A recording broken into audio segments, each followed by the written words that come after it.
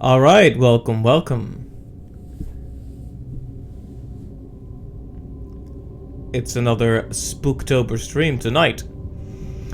So I got two little games planned. First Dagon and then Nobody Lives Under the Lighthouse. That one might take another stream after this one. We'll have to see. Let me just quickly check.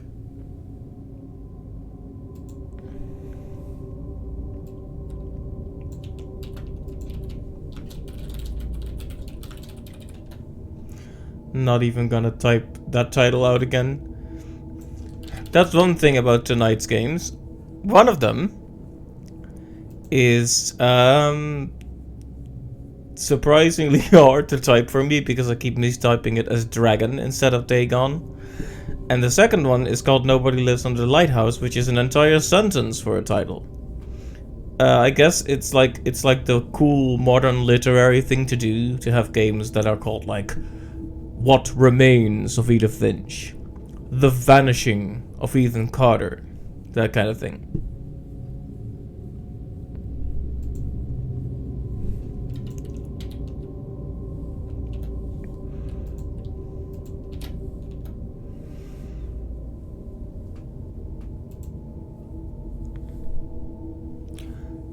Right, well, no time like the present. I guess we should get started.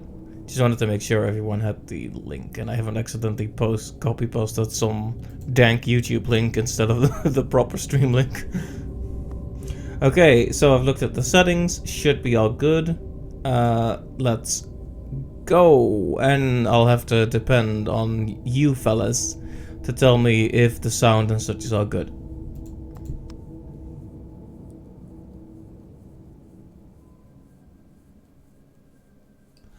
Right, so it's a walking sim is what they're saying. Dagon is a faithful interactive adaptation of H.P. Lovecraft's work focused on story and atmosphere. You will not find difficult choices, action sequences or inventory management here, and movement is limited to progressing through locations along with the plot. I am writing this under an appreciable mental strain, since by tonight I shall be no more.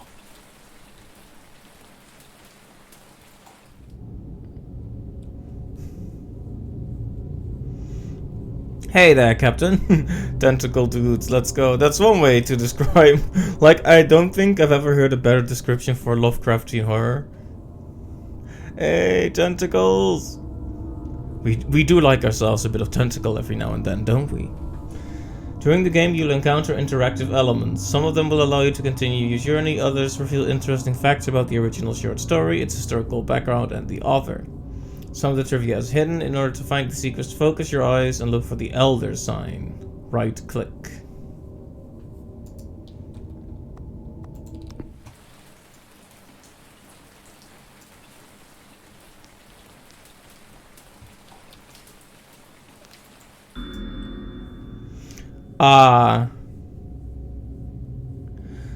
Well, I mean, there's lots of letters that I'm going to have to read up and destroy my voice for. But yeah, also this game doesn't give much room for stream narration. It's mostly narrated for you, but maybe you won't mind much.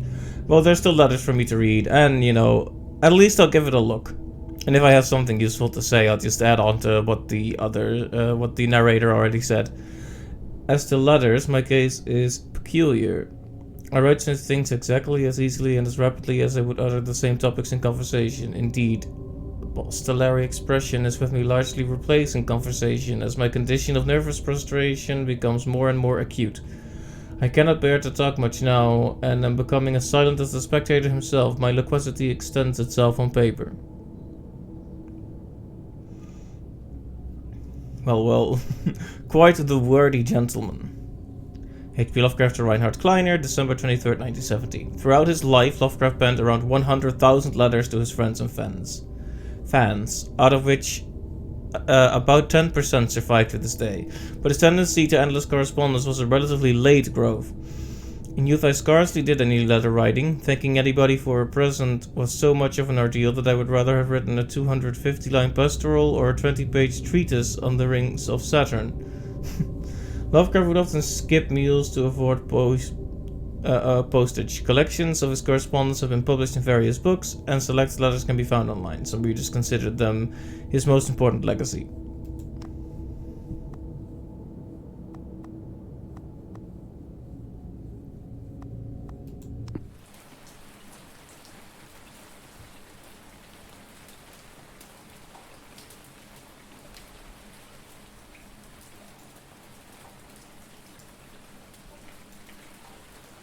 Well, it's a pretty looking game for what it is. Penniless, and at the end of my supply of the drug which alone makes life endurable, I can bear the torture no longer, and shall cast myself from this garret window into the squalid street below. I don't think that's a good idea, buddy. Do not think from my slavery to morphine that I am a weakling or a degenerate. When you have read these hastily scrawled pages, you may guess, though never fully realize, why it is that I must have forgetfulness or death.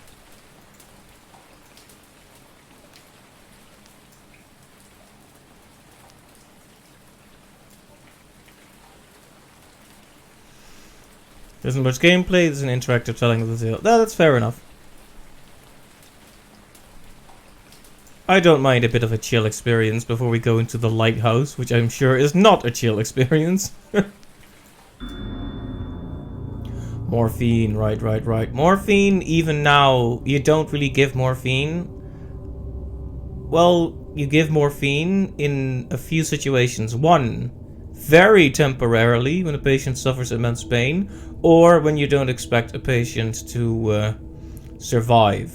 Like, people who they kind of expect to be going out soon, they may keep them on morphine to just dull the pain completely. It's powerful stuff, but yeah, unless you're about to die, it's not a good idea to take it for very long. Morphine entered into use in the 19th century and was routinely administered to treat severe pain during the American Civil War and World War I. It was also sold without restrictions until 1914. Morphine became more popular after the invention of the hypodermic syringe around 1854. Friedrich Serturner, who first isolated the substance, originally named it morphium after Morpheus, the Greek god associated with dreams. At the time when Dagon was published, morphine abuse, known as soldier's disease, already posed a big problem in the United States.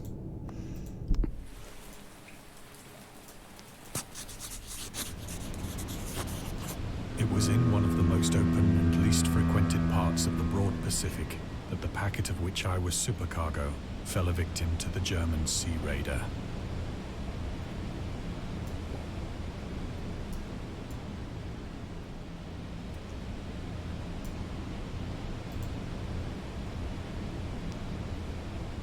Supercargo, yes, that's a phrase.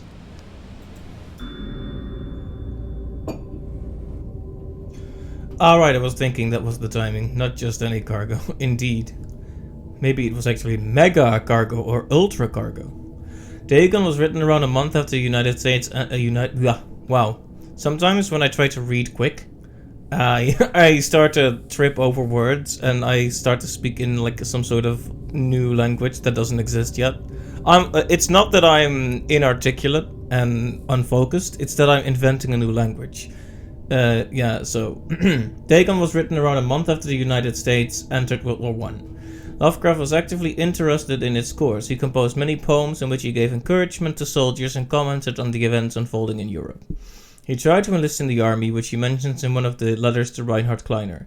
Some time ago, impressed by my entire uselessness in the world, I resolved to attempt enlistment despite my almost invalid condition. I argued that if I chose a regiment soon to depart for France, my sheer nervous force, which is not inconsiderable, might sustain me till a bullet or piece of shrapnel could more conclusively and effectively dispose of me.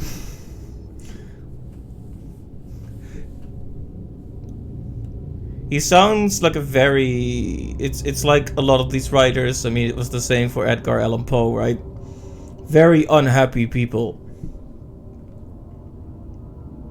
But even though he passed the physical exam, his mother prevented him from going to the war.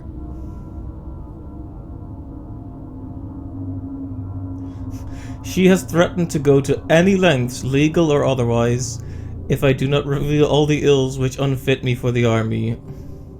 I am Providence, the life and times of H.P. Lovecraft. Wow.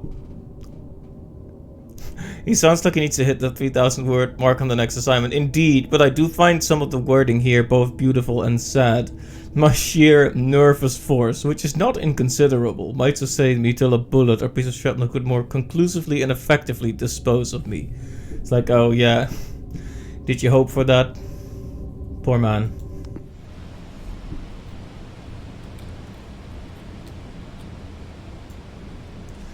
I just gotta make sure. I'm guessing it's like one secret sigil per time. For the rest, we're just along for the ride.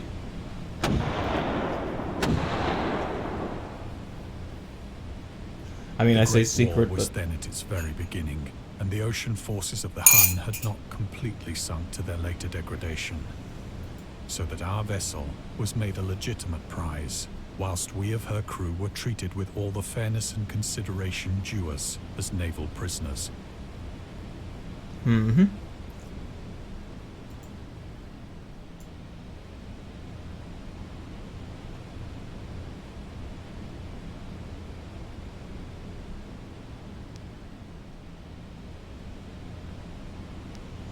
So far, I have only seen one per scene, but we'll keep an eye out. I won't rush my way through. I'll make sure to carefully look at all the corners. This water is very pretty, though, isn't it? We do like the water. Let me take a screenshot.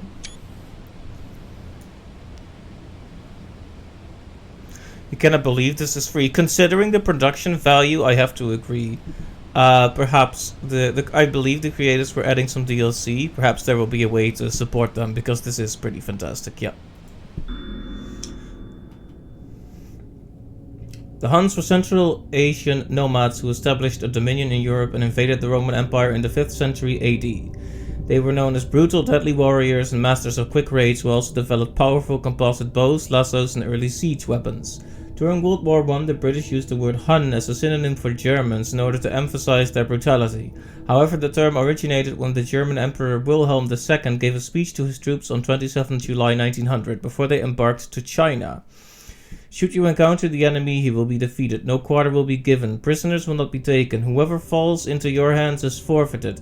Just as 1,000 years ago the Huns under their king Attila made a name for themselves, one that even today makes them seem mighty in history and legend, may the name German be affirmed by you in such a way in China that no Chinese will ever again dare to look cross-eyed at a German. The refusal to take prisoners was a clear breach of the laws and customs of war adopted during the First Hague Convention of 1899. Wow.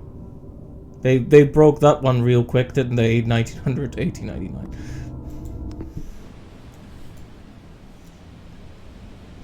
Like, don't just indiscriminately murder everyone. They were like, yeah, sure, we promise. Now let's go kill everyone in China.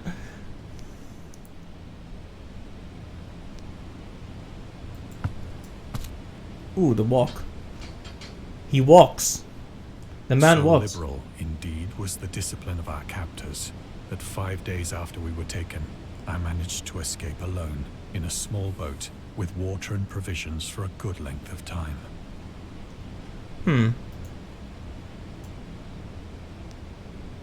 Alright, so there be the provisions.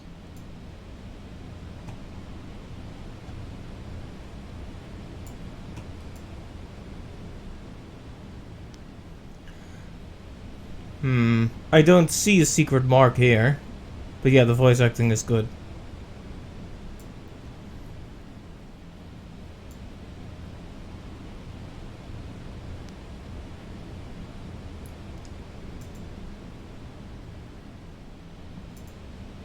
It's a shame to miss lore, but I'm not gonna like rack my brain trying to find a dusty pixel in the corner somewhere. I'm going to conclude. I thought I saw like foam on the waves to the left, or light dancing on the waves, and I was like, wait, is it there? But no, there doesn't seem to be any secret here, so let's move right along.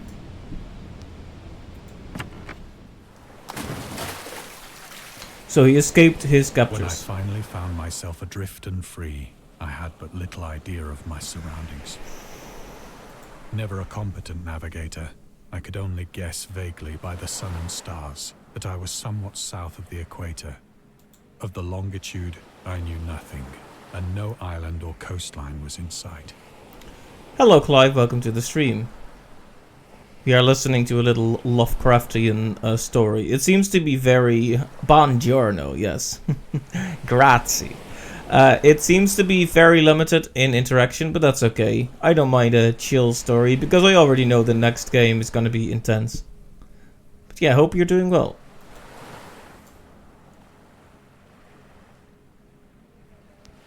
Ah yes, the moon is the progress point. It is a very pretty game though, this. Okay, but where is the secret symbol? I know you're hiding it from me.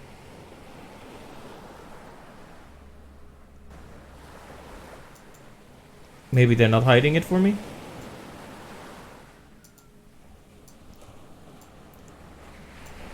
And looking up at the stars reminds me a bit of Night in the Woods. That was a good game.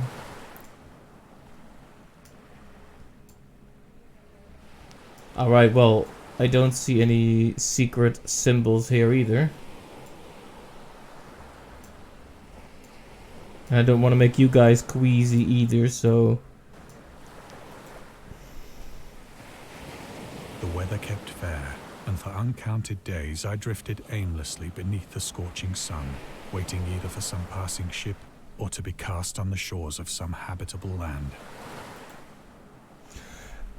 So this, like, there's almost nothing more horrific than stories about, like, being stuck on a little boat or whatever like this. Like, it's probably better to just, like, like, not that it's very fun to compare different circumstances of dying, but it's almost favorable to be stabbed by it. Oh! Wow, I forgot that they don't signal them that clearly.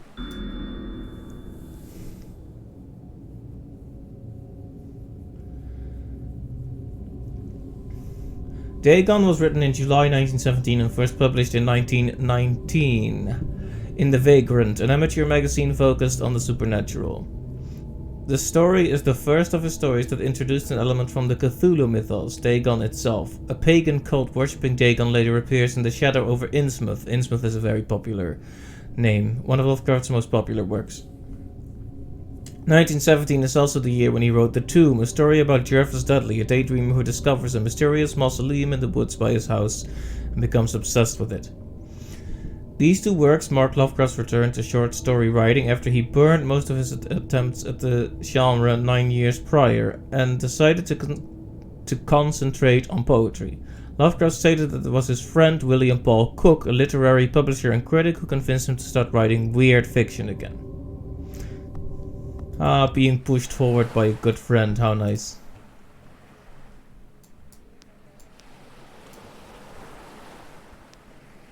What?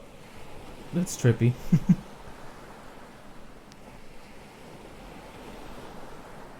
That was a little bit trippy. Want to know what? Sorry?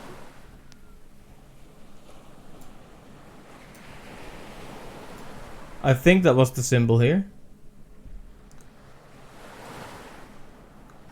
Oh, if I ask, I'll see if I can find it first. But I might Neither ask. ship nor land appeared, and I began to despair in my solitude upon the heaving vastness of unbroken blue. The change happened whilst I slept. Its details I shall never know. For my slumber, though troubled and dream-infested, was continuous.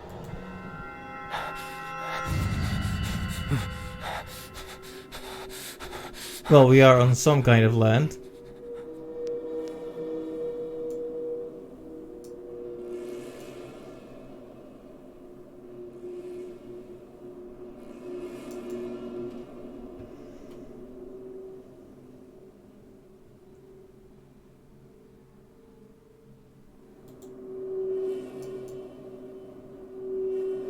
So, but tentacled creatures.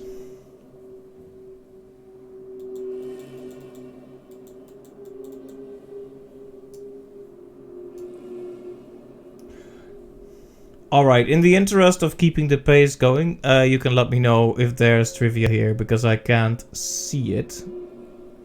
But it's also not that clear. There's none here? Okay, good. When at last I awoke, it was to discover myself half sucked into a slimy expanse of hellish black mire, which extended about me in monotonous undulations as far as I could see, and in which my boat lay grounded some distance away. Though one might well imagine that my first sensation would be of wonder at so prodigious and unexpected a transformation of scenery, I was in reality more horrified than astonished. For there was in the air and in the rotting soil a sinister quality which chilled me to the very core. The region was putrid with the carcasses of decaying fish and of other less describable things which I saw protruding from the nasty mud of the unending plain. Perhaps I should not hope to convey in mere words the unutterable hideousness that can dwell in absolute silence and barren immensity. That's a nice line. There was nothing within hearing and nothing in sight save a vast reach of black slime.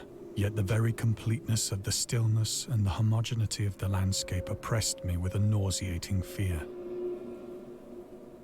The sun was blazing down from a sky which seemed to me almost black in its cloudless cruelty, as though reflecting the inky marsh beneath my feet. It's a trilobite.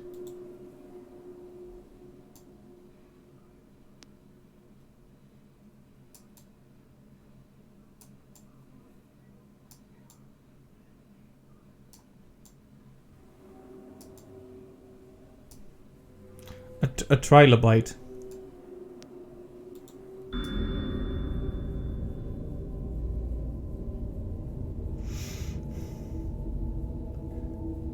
Dagon seems to be inspired by Fishhead, a short novel by Irvin S. Cobb about unnatural affinities between a hybrid idiot and the strange fish of an isolated lake. That's the title. Supernatural horror and literature, H.P. Lovecraft. And Lovecraft's dream about a strange island emerging from the ocean and him crawling in the ooze that covered its surface. I dreamed that whole hideous crawl and can yet feel the ooze sucking me down. In Defense of Dagon, H.P. Lovecraft. Lovecraft's interest in the topic stemmed from his aversion to fish and sea smells. In his own words, I have hated fish and feared the sea and everything connected with it since I was 2 years old, but I cannot recall what earlier experience gave me such a profound and lasting aversion to the sea and seafood. So you're saying that if I treated him to a nice, big bowl of deep fried prawns that he would not appreciate it? That's a shame.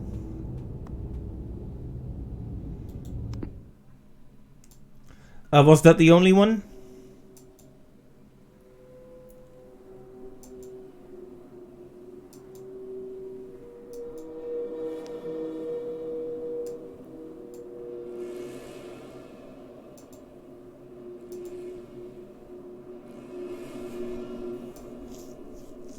Well, I suppose if I miss one, I can always redo it at some other point, but...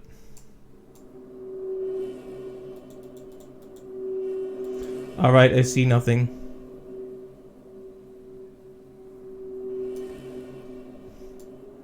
There is another spot highlighted okay.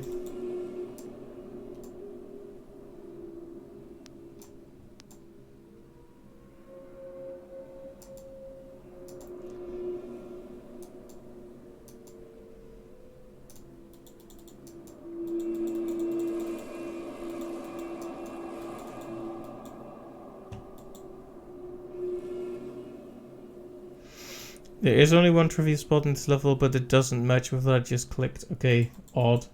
Well. Squelch. Very unpleasant. As I crawled into the stranded boat, I realized that only one theory could explain my position. Through some unprecedented volcanic upheaval, a portion of the ocean floor must have been thrown to the surface, exposing regions for which innumerable millions of years had lain hidden under unfathomable watery depths. So great was the extent of the new land which had risen beneath me that I could not detect the faintest noise of the surging ocean, straining my ears as I might. Nor were there any seafowl to prey upon the dead things. And the living things.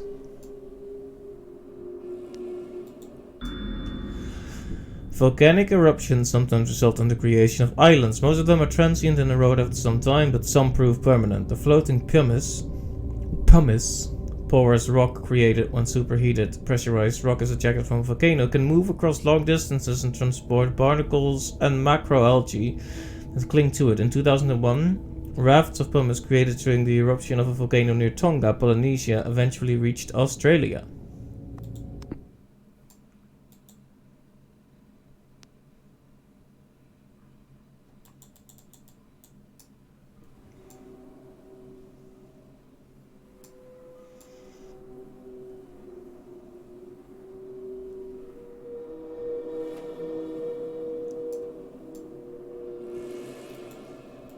Alright, I think I'm not gonna worry too much about it. Just like if I happen to miss one, you can let me know.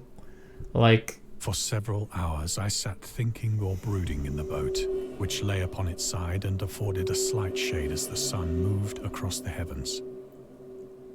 Like, I'm just gonna do a once over of a whole thing, and if there's if I feel like there should be one and there isn't, I might ask, but otherwise, I've gotta keep it moving after all.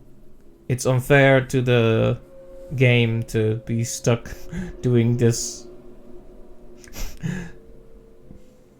As the day progressed, the ground lost some of its stickiness and seemed likely to dry sufficiently for traveling purposes in a short time. The next 4 scenes don't have one according to the guide. Alright. That night I slept but little, and the next day I made for myself a pack containing food and water, preparatory to an overland journey in search of the vanished sea and possible rescue.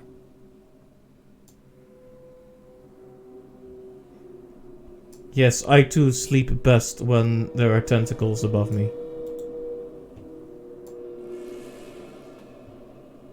Okay, yeah, this looks like one of those small scenes, so there's nothing there.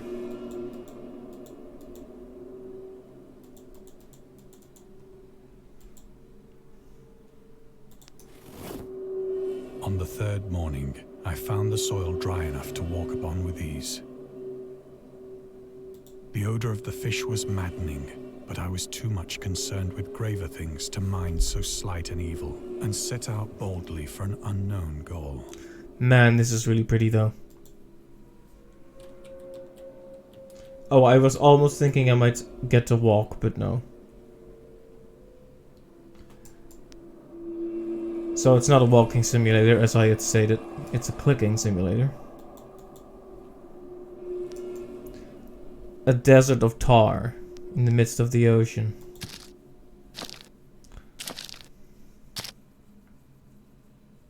All day I forged steadily westward, guided by a faraway hummock which rose higher than any other elevation on the rolling desert.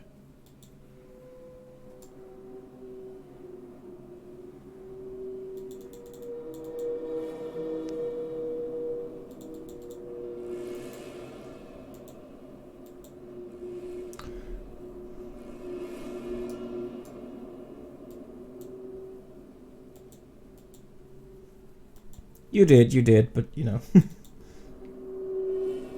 Alright, so this one still includes those. This is still one of those scenes where there is nothing, I guess.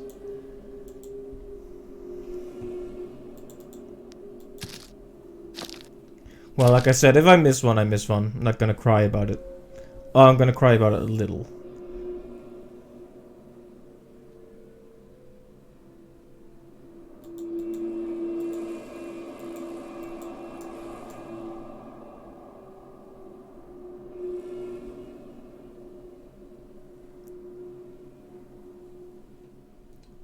The whale's looking around, you see that? Okay, joke's over.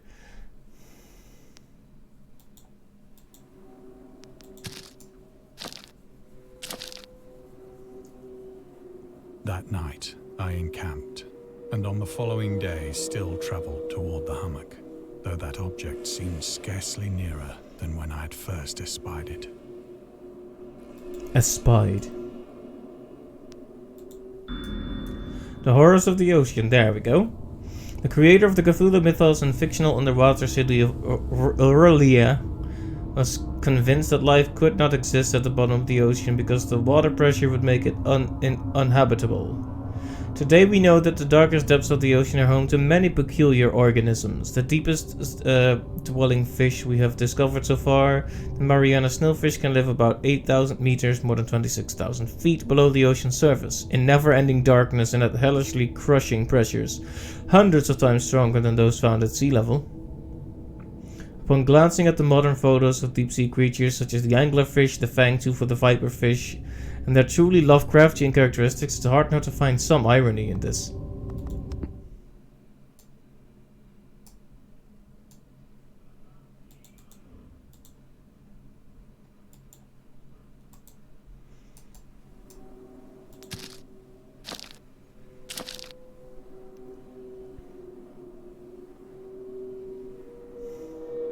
By the fourth evening, I attained the base of the mound, which turned out to be much higher than it had appeared from a distance. An intervening valley setting it out in sharper relief from the general surface. Too weary to ascend, I slept in the shadow of the hill. I know not why my dreams were so wild that night, but ere the waning and fantastically gibbous moon had risen far above the eastern plain, I was awake in a cold perspiration, determined to sleep no more. Such visions as I had experienced were too much for me to endure again. And in the glow of the moon I saw how unwise I had been to travel by day. Without the glare of the parching sun, my journey would have cost me less energy. Indeed, I now felt quite able to perform the ascent which had deterred me at sunset. Picking up my pack, I started for the crest of the eminence. Crest.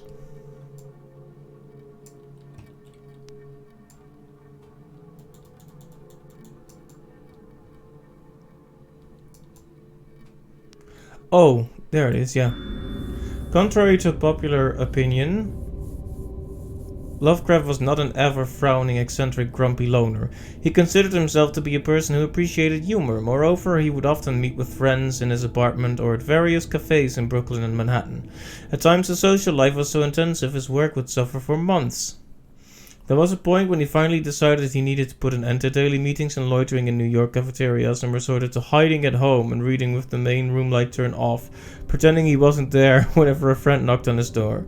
He also had another method of deterring his guests, which involved greeting them in a bathrobe. I see. With an unmade bed visible in the background and piles of papers scattered across the floor. So he basically had to stop himself from being social. So he wasn't that asocial. Of course, people form like these really immature, incomplete impressions on people because they read like 3 things on the internet. The monotony of the rolling plain was a source of vague horror to me. But I think my horror was greater when I gained the summit of the mound and looked down the other side into an immeasurable pit or canyon, whose black recesses the moon had not yet soared high enough to illumine. I felt myself on the edge of the world, peering over the rim into a fathomless chaos of eternal night. Through my terror ran curious reminiscences of Paradise Lost and of Satan's hideous climb through the unfashioned realms of darkness. As the moon climbed higher in the sky, I began to see that the slopes of the valley were not quite so perpendicular as I had imagined.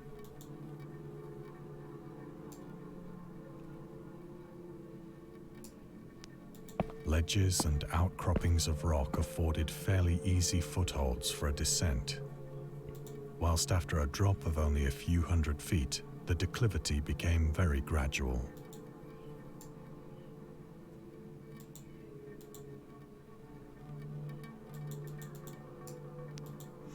This guy does have a very good voice though, doesn't he? Urged on by an impulse which I cannot definitely analyze, I scrambled with difficulty down the rocks and stood on the gentler slope beneath, gazing into the Stygian deeps, where no light had yet penetrated. Stygian, nice. All at once, my attention was captured by a vast and singular object on the opposite slope, which rose steeply about 100 yards ahead of me. An object that gleamed whitely in the newly bestowed rays of the ascending moon.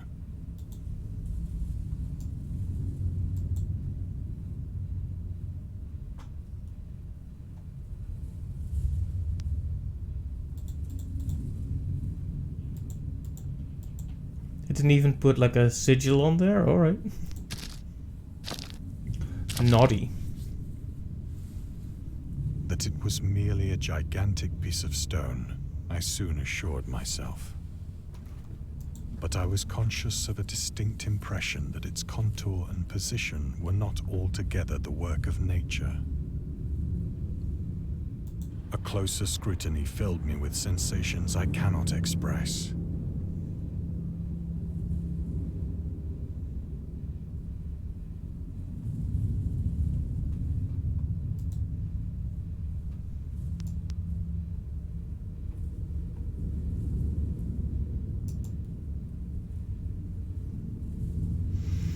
My dude describes a default cube in Blender.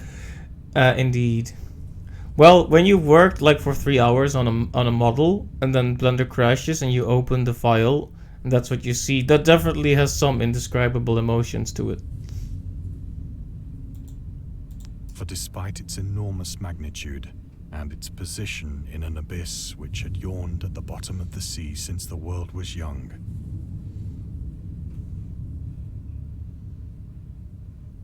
I perceived beyond a doubt that the strange object was a well-shaped monolith,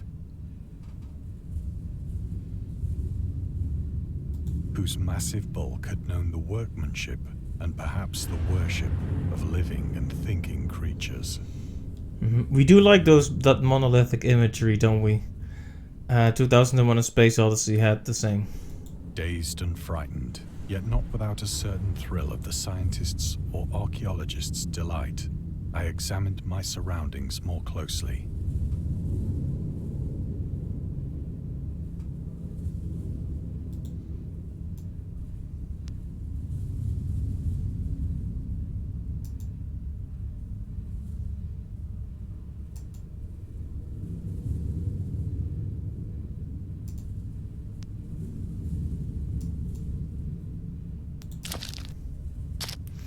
A stereolith, yes.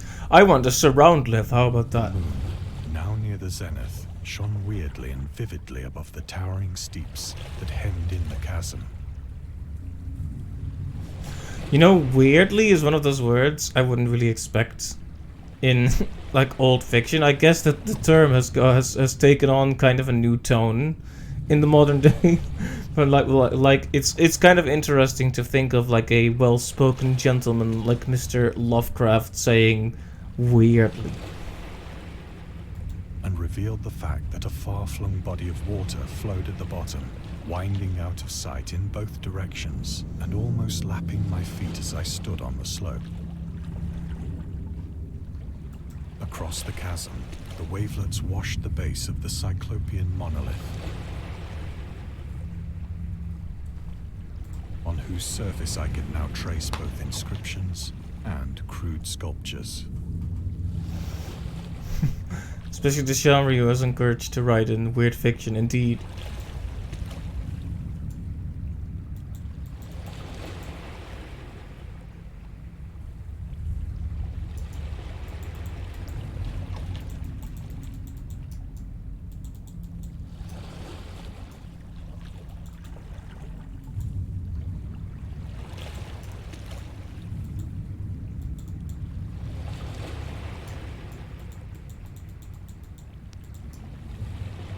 The writing was in a system of hieroglyphics unknown to me and unlike anything I'd ever seen in books, consisting for the most part of conventionalized aquatic symbols such as fishes, eels, octopi, crustaceans, mollusks, whales, and the like. Several characters obviously represented marine things which are unknown to the modern world, but whose decomposing forms I had observed on the ocean-risen plain. It was the pictorial carving, however, that did most to hold me spellbound.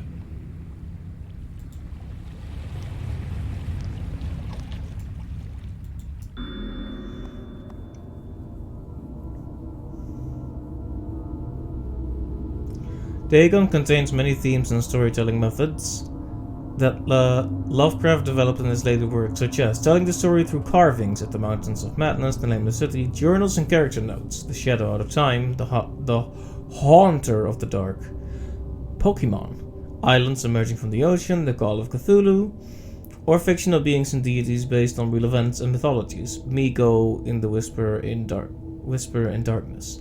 It's also considered the origin of the popular Cthulhu mythos. Some of Lovecraft's other stories also conclude in a manner similar to Dagon, but let's skip the details in order not to spoil the ending. How very polite of you.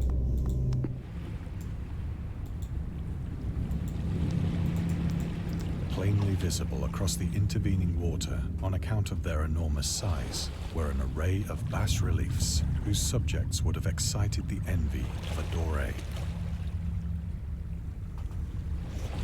I think that these things were supposed to depict men, at least a certain sort of men, though the creatures were shown disporting like fishes in the waters of some marine grotto, or paying homage at some monolithic shrine which appeared to be under the waves as well. Of their faces and forms I dare not speak in detail, for the mere remembrance makes me grow faint. Grotesque beyond the imagination of a Poe or a Bulwer. They were damnably human in general outline, despite webbed hands and feet, shockingly wide and flabby lips, glassy, bulging eyes, and other features less pleasant to recall. Curiously enough, they seem to have been chiseled badly out of proportion with their scenic background, for one of the creatures was shown in the act of killing a whale, represented as but little larger than himself. I remarked, as I say, their grotesqueness and strange size, but in a moment decided that they were merely the imaginary gods of some primitive fishing or seafaring tribe. Some tribe whose last descendant had perished eras before the first ancestor of the Piltdown or Neanderthal man was born.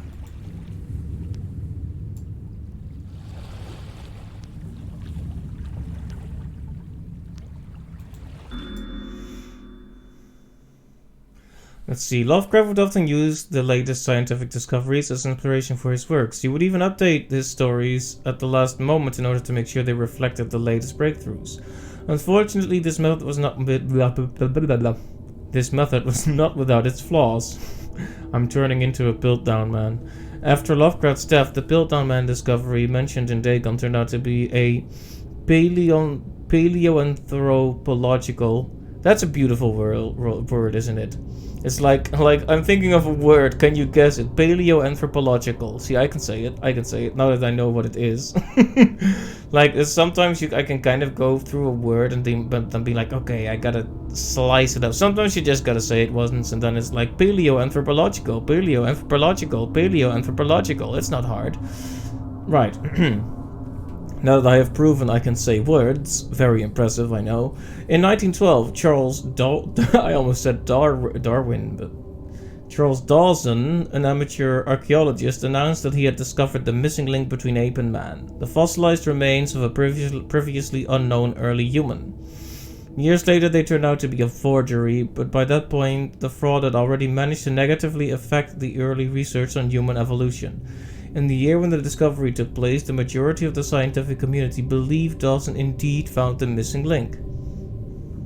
In 1953, Time magazine published evidence proving that Dawson was a con man. It turned out that the fossils of the previously unknown early human consisted of a human skull, the jaw of an orangutan, and chimpanzee teeth. Welp. Awkward. And he included that in his book, but it took decades for them to properly figure out what a fraud it was. That's tragic. I liked that the symbol was his trident. You meant 2 on the slab, right? Not 2 in this one scene. Just making sure. I don't think I saw a missing link.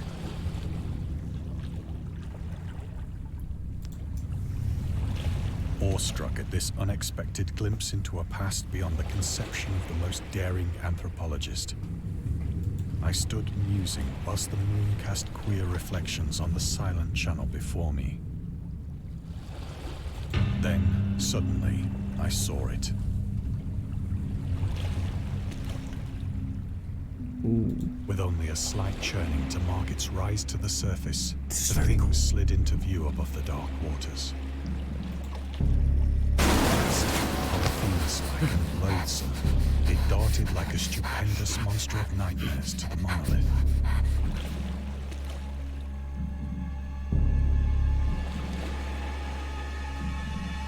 About which it flung its gigantic scaly arms, while it bowed its hideous head and gave vent to certain measured sounds.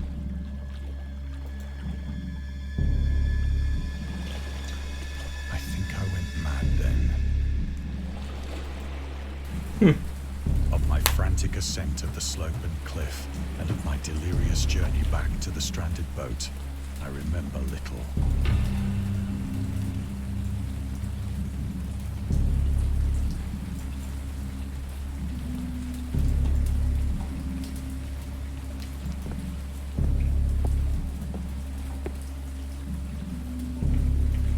I believe I sang a great deal and laughed oddly when I was unable to sing.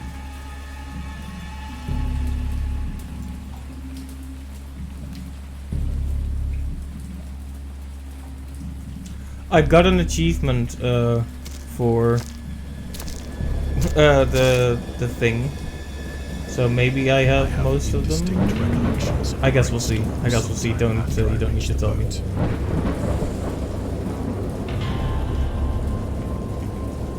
At any rate, I know that I heard pearls of thunder and other tones which nature utters only in her wildest moods. Another good line, which nature utters only in her wildest moods. Very nice. I do sometimes consider myself a bit of a writer, so I do like to think about When I good writing. came out of the shadows, I was in a San Francisco hospital. Brought thither by the captain of the American ship which had picked up my boat in mid-ocean. In my delirium, I had said much, but found that my words had been given scant attention. Of any land upheaval in the Pacific, my rescuers knew nothing. Nor did I deem it necessary to insist upon a thing which I knew they could not believe.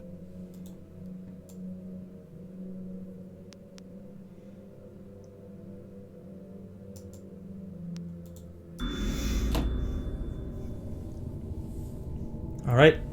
In 1921, Lovecraft released a series of 3 essays, The Defense Reopens, The Defense Remains Open, and Final Words, later published as a collection titled In Defense of Dagon, in which he rebuked a series of criticisms directed at his works. Some notable quotes. I paint what I dream and will let the public settle the rest amongst themselves.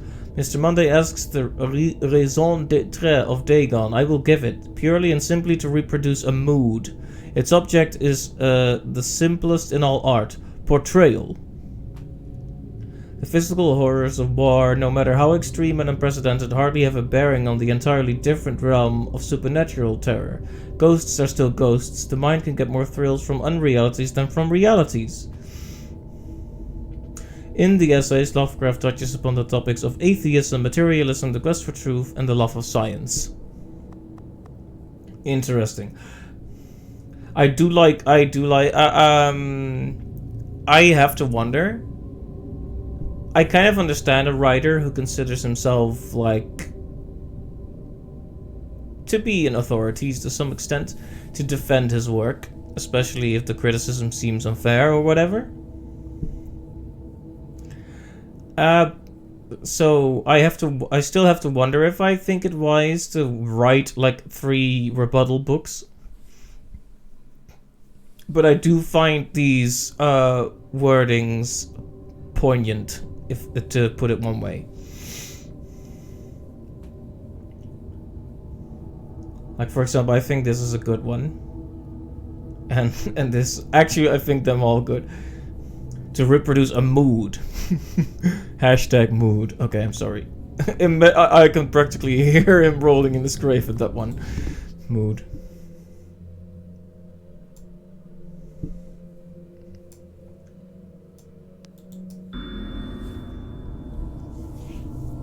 Lovecraft was a prominent figure in the world of amateur journalism. In 1915, he started publishing his own journal called The Conservative, which included political and social commentary, poetry, short stories, and literary criticisms written by him and other authors.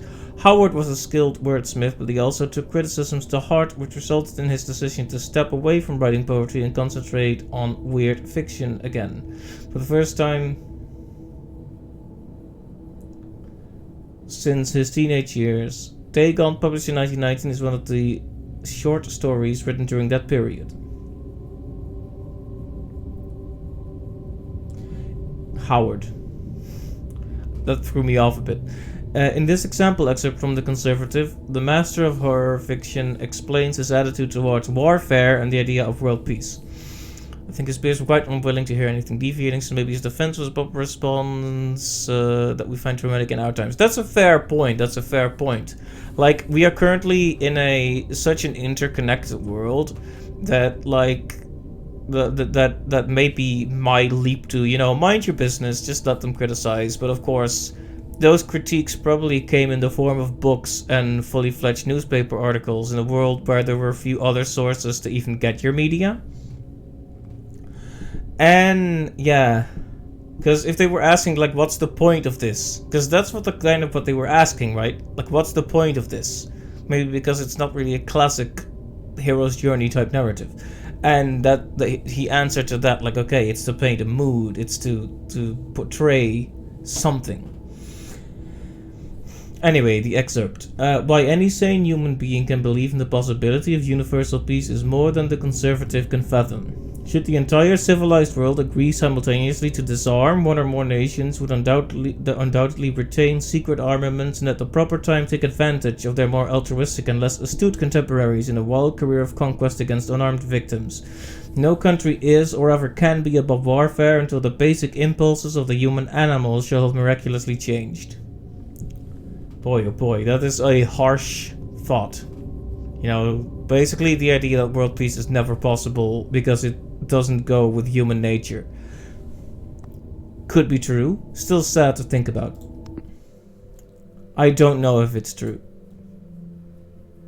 I consider myself a bit of an optimist. Maybe not a realist, but I can be cynical, but I try not to be. Oh, it's the one under the cross. Ooh, well hidden, that one. Ah, well, there you have it. Lovecraft considered himself an atheist and absolute materialist, which he attributed partly to his early childhood interest in astronomy and science in general. In his own words, I am indeed an absolute materialist so far as actual belief goes, with not a shred of credence in any form of supernaturalism, religion, spiritualism, transcendentalism, metempsychosis, or immortality.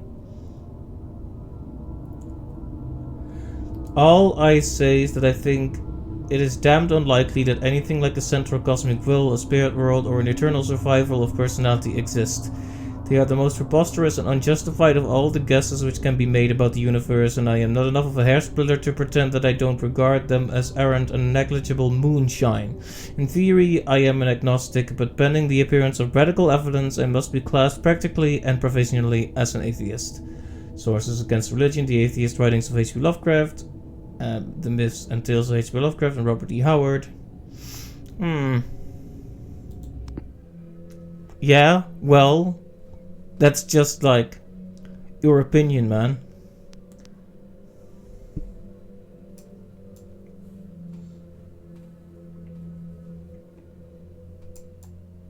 Okay, I think that's all.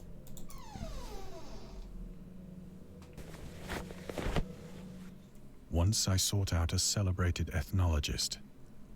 Okay, that's a line to start with. And amused him with peculiar questions regarding the ancient Philistine legend of Dagon, the fish god.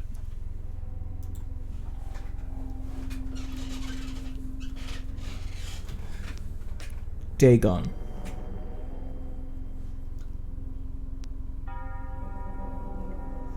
Just the one here then. Dagon, was the main deity of the Philistines, worshipped throughout the Middle East as the ancient god of fertility and crops. In Hebrew, the word Dagon was a common noun for grain. The rulers of Akkad, Mesopotamia, chose him as the patron saint of their war conquests. He also appeared as the judge of the dead in an Assyrian poem and an underworld prison murder in one of the Babylonian texts. He is often mistakenly taken for a fish god due to the wrong interpretation of his name, as in Hebrew the word Dag means fish. In H.P. Lovecraft's works, Dagon is an underwater deity ruling over the deep ones, a humanoid race with fish traits that resides in the oceans. He is worshipped by a secret cult called the Esoteric Order of Dagon. Dagon. They gone now.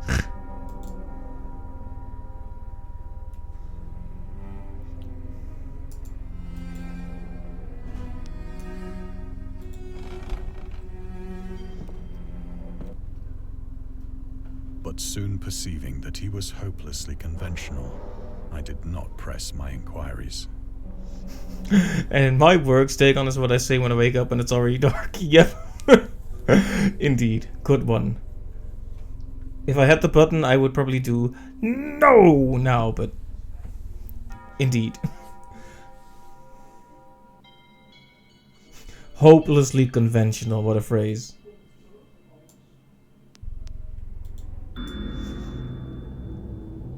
August Derleth and the Cthulhu Mythos. August Derleth was an American writer and anthologist. He also befriended Lovecraft and published many of his works through his company Arkham House. Although he greatly contributed to the popularization of the author's works after his death, he is surrounded by numerous controversies. One of his most questionable decisions involved introducing the good versus evil doctrine. Derleth was a devout Catholic, to the Cthulhu Mythos, which contrasted with Lovecraft's view of the world and his approach to cosmic horror. As a result, the author's works are often misunderstood and misrepresented in today's culture. It is also worth noting that Lovecraft was never really interested in creating a mythology, and the term Cthulhu Mythos was coined by Derleth after the author left the mortal plane. Wow. You can tell these people really like H.P. Lovecraft because they also have a bit of a literary flair in how they word things. The Marketer. Lovecraft's attempts to find a job in 1925 were influenced by advice he received from friends. Among others, he started freelancing for a marketing magazine where he would write announcements and commercials. Feel free to judge his copywriting skills for yourself.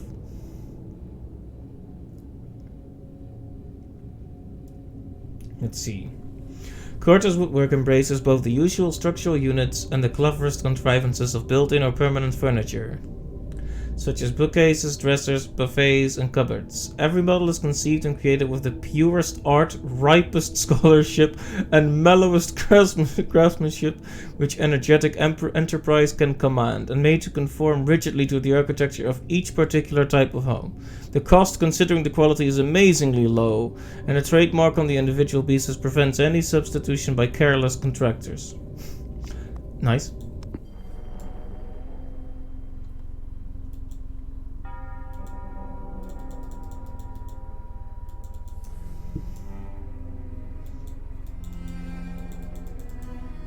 Well,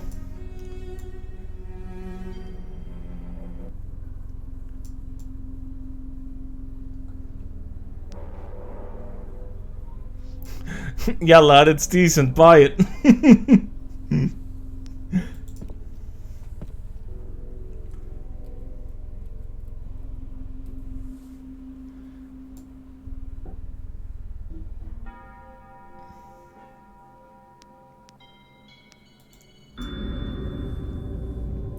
These days, the word scientist is a widely accepted term, but at the time Dagon was published, it was subject to a wide debate.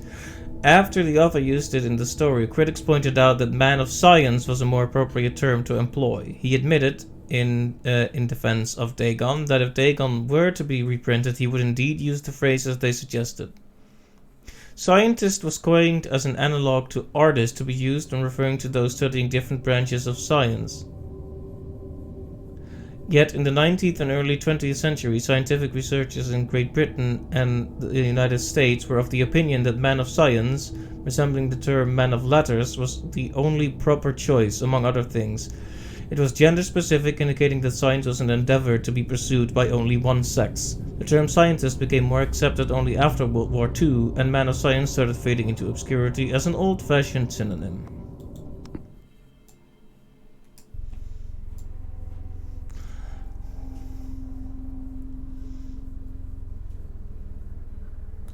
Alright. Man of science.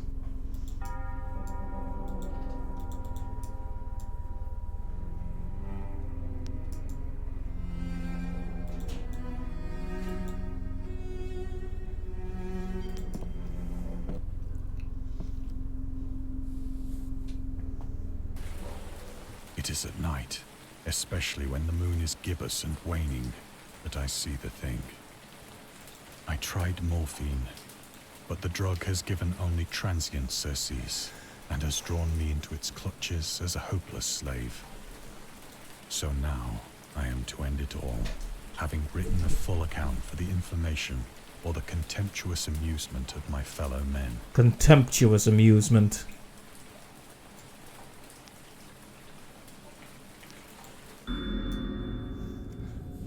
Lovecraft hated tobacco, even though he used to smoke when he was 12 in order to look and feel like an adult. In his correspondence with his friend Reinhard Kleiner, he claims that he quit as soon as he started wearing long pants. He also had a very strong opinion about alcohol, as evidenced by his letter to Celia Brown dated 13 February 1928.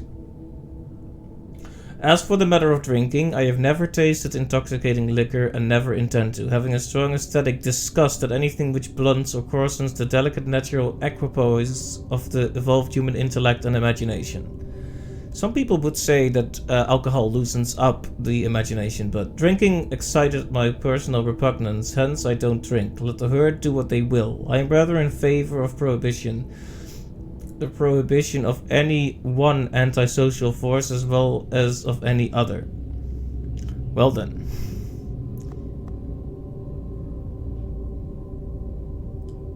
Kind of doesn't gel with each other. On the one hand, let the herd do what they will.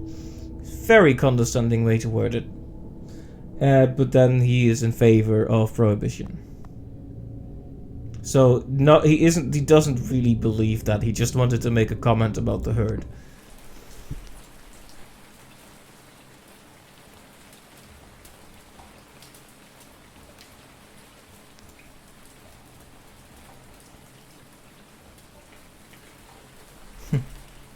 Even these shapes on the wall now resemble tentacles.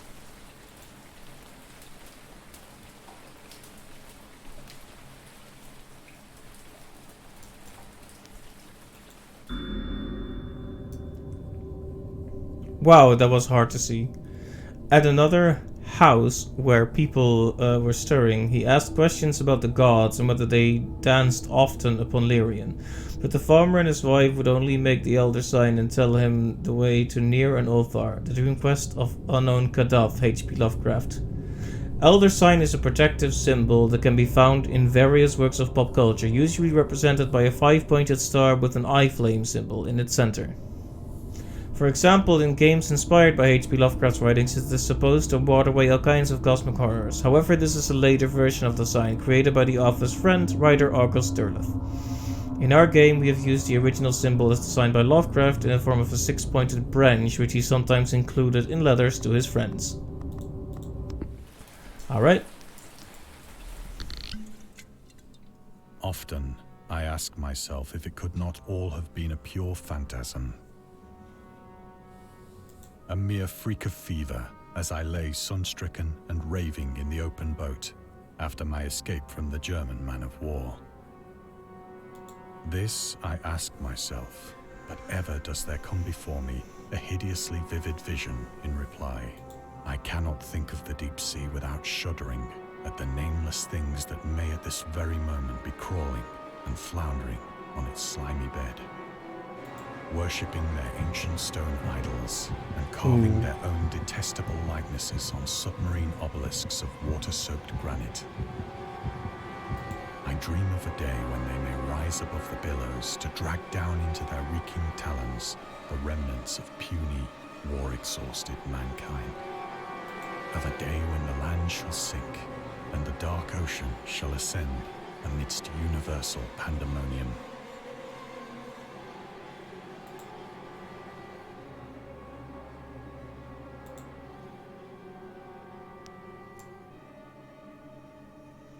Well, there is Lady Liberty under attack from the Dagonites.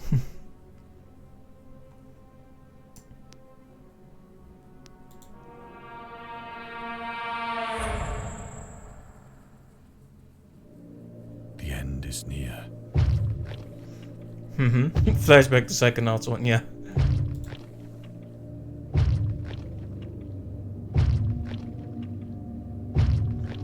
Oh.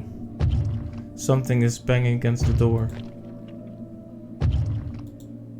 I hear a noise at the door, as of some immense slippery body lumbering against it.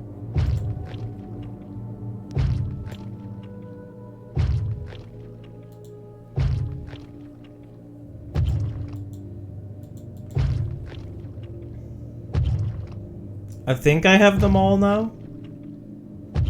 Okay, I thought so. Thanks for confirming. It shall not find me.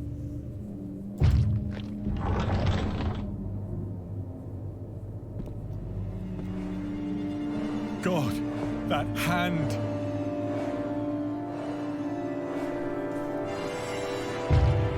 The window! The window!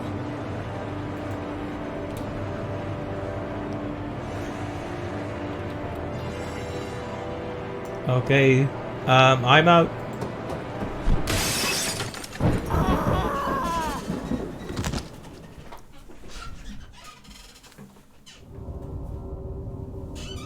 From madness to oblivion.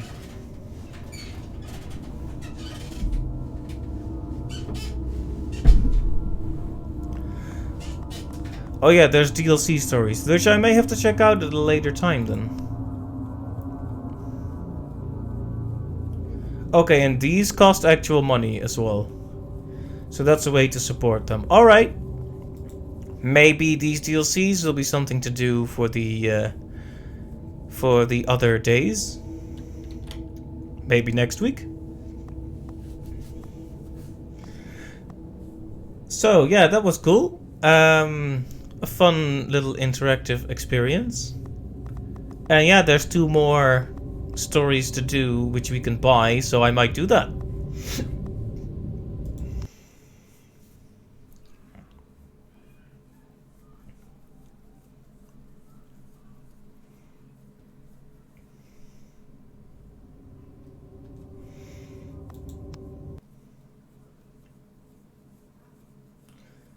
And I have gotten all the achievements.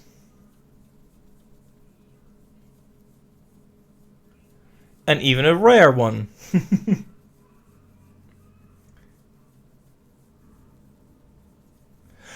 Right. Here's what we'll do. I'm gonna turn off the stream for a couple seconds so that Twitch cuts it up into 2 nice separate videos.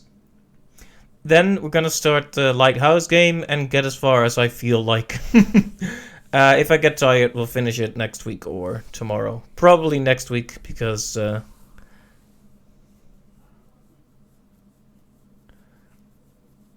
one piece of DLC is the game, the other is an audiobook version of the story. Oh, okay. Well, then I shouldn't plan a whole night around it, I guess.